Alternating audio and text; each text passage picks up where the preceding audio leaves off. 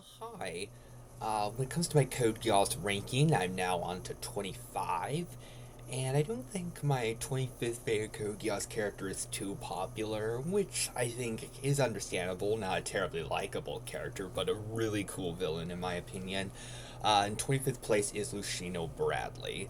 One of the evilest characters in Code Geass, not a lot of nuance to him, but as a very antagonistic, very villainous, creepy sort of character. I think he served his purpose really well. I really enjoy what he brought to the show.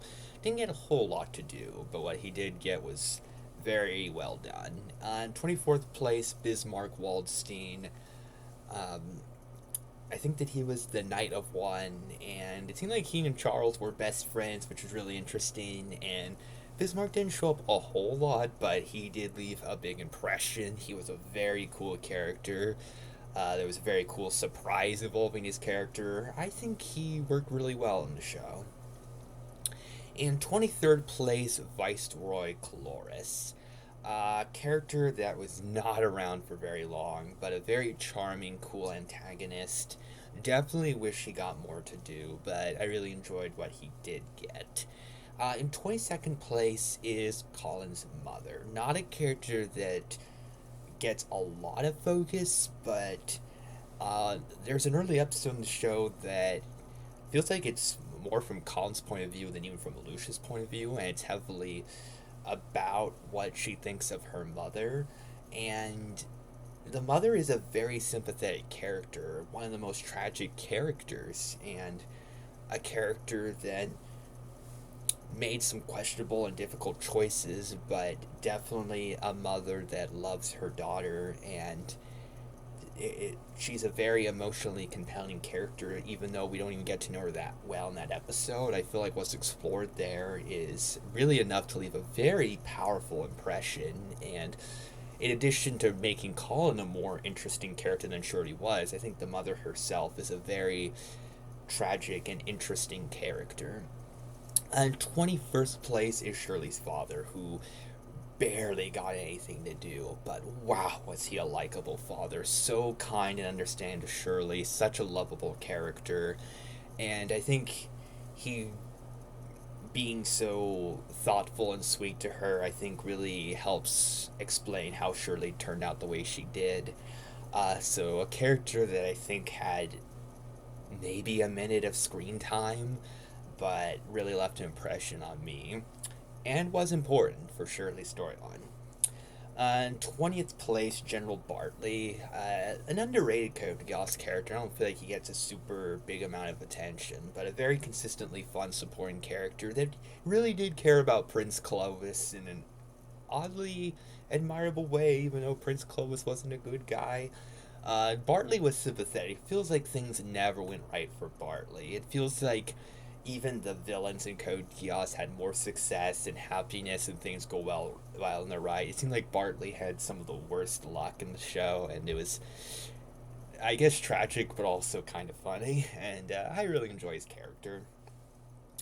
In 19th place, Gino Weinberg, a very consistently fun supporting character to have around. Charismatic, entertaining, lots of funny moments.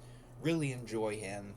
I guess the only somewhat not good thing about him is there's not a huge amount of characterization and like big plot stuff, but as a supporting character to be funny and add some nice moments to the show, he was pretty fantastic. In 18th place, Valletta New, and 17th place, Kaname Ogi. Two characters that really go together. They have a great storyline that they share.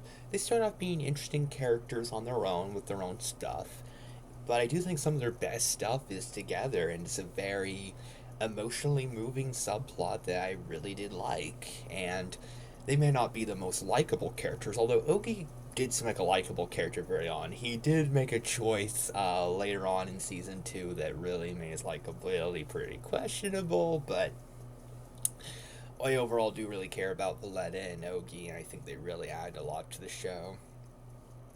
And Valletta had one of the most beautiful designs in the show, and Ogi was such a fascinating character, and they bring great stuff to the show. In 16th place, Mao, a character that was not around for very long, But I think that he really left a big impression. Very entertaining, very menacing and villainous. Although he does have a tragic backstory to help explain how he turned out as bad as he did. And his backstory is tragic and sympathetic, although he does become pretty evil. And with so much personality, so much passion, so much to do in the small amount of episodes that he got. So he really does leave a big impression. In 15th place is Prince Odysseus. I love the recurring thing of Emperor Charles's eldest son, the next in line to take over, being so unambitious, so unhelpful, and having so little to do. I think it's hilarious. I think it's supposed to be a recurring joke, and I think it could be one of the best recurring jokes in the show. Odysseus got so little to do, and I love it. In 14th place is Clovis, a character that was not around for very long, although feels more plot relevant than Odysseus. Clovis was a great villain to start things off for Code Geass. It makes a lot of sense to not have the big villains right away to build up to them, but it's important for the villain that they're starting off with to not be boring, because if the villain is really flat and has no intimidation level at all, that could have started things off on an underwhelming note. But Clovis, I think, was a good enough villain to start things off with, where he did pose a threat to Lelouch. He was entertaining, he brought good things to the story, but he wasn't as great as the villains that followed. So he was a wonderful villain to start things off with. He served his role in the show pretty perfectly, and there was even a few things revealed about him after his storyline was done. So I think he was a very well done character in Code Geass. I'm now on to my number 13, which I think will be a very hot take. A character I think a lot of people would have lower, but I think a lot of Code Geass fans would have this character really high in the top 5. Number 13, Suzaku Kurugi, who I think is the most divisive character in Code Geass, where I feel like there's a lot of people who think he's one of the best characters and about as interesting as Lelouch. I think a lot of other people think that he's really annoying and is one of the worst characters in Code Geass. 13 out of 55, not the worst placement, but it could seem really low because Suzaku, I think, is the second most prominent character in Code Geass overall, so him not even being in the top 10 could seem bad. There are a lot of amazing characters in Code Geass, though. I do think Suzaku is a great character. I love him in a lot of the Season 1 stuff, excluding the Euphemia stuff. I think he's a really fascinating character, and I love the dynamic between him and Lelouch, where Lelouch is not fully evil and Suzaku's not fully good. It's not a simple hero fighting a villain.